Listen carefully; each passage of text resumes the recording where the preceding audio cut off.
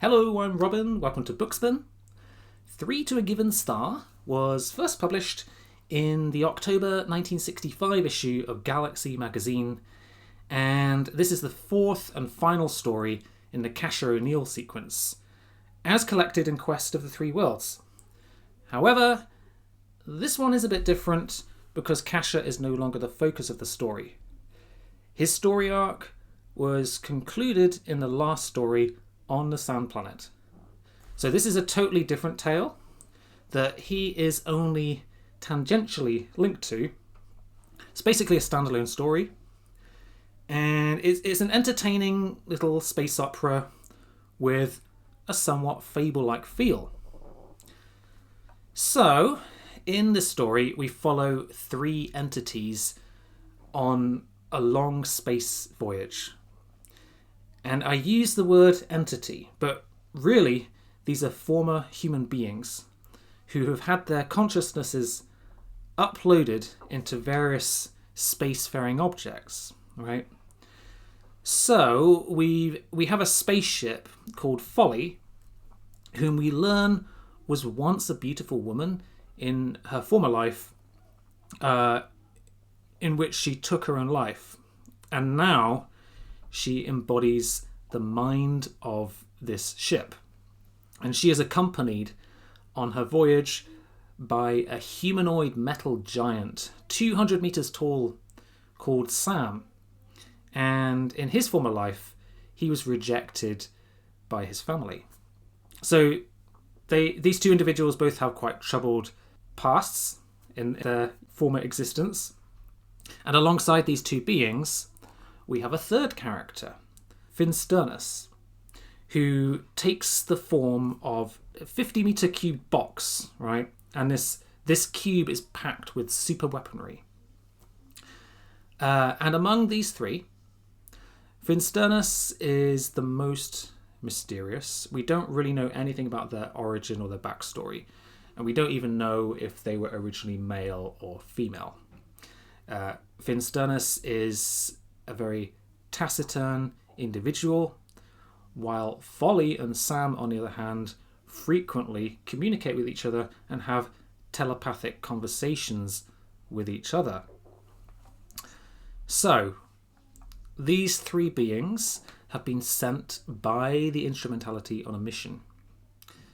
And this mission, we learn, is to fight an alien threat that has been detected on a distant planet. How do we know about this threat? Long-distance telepathy, of course. This is where Kasha O'Neill comes in. After he found peace on his homeworld of Mizza, and he settled down with his partner, the Lady Salalta, apparently they took up psionic astronomy as their new career. That is the term they use. Okay, it's basically a method in which 2 powerful telepaths work together to reach out and survey what is going on out in the cosmos. Okay, it's a pretty wild concept. This is all revealed in a flashback, and through this method, this couple had a vision of an alien race from the planet Linskutten 15. Okay, and this planet is inhabited by a race of bird people who are intent on devouring mankind. So that is the threat. And so the Instrumentality come up with this project to send these 3 beings into space and launch an offensive against this planet before the bird people have a chance to invade humanity. It's a pretty wild concept, pretty far-fetched, and personally I think that's a bit of a flimsy basis to invade another planet based on this psionic astronomy thing, but there you have it. So we've got the spaceship, the giant robot, and the cube of super weapons, and they go off on their way, and it's a very long journey. At the point at which we enter the story, their destination is still 79 years distant.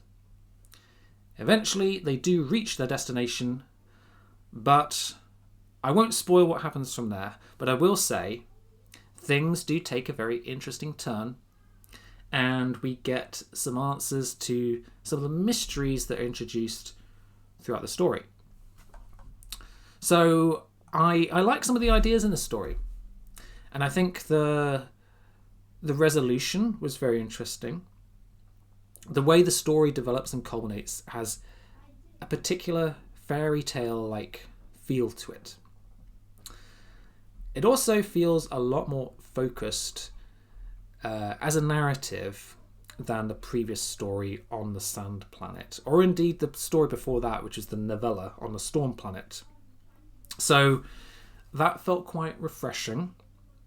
Some of the ideas in the story were pretty crazy. Interesting concepts: uploaded consciousness, psionic astronomy, weapons that can destroy suns. All of these are within this story. So these kind of concepts might appeal to you if you're a fan of space opera. So I do recommend this one on the whole. It's a very entertaining and intriguing short space opera tale with some memorable characters and ideas.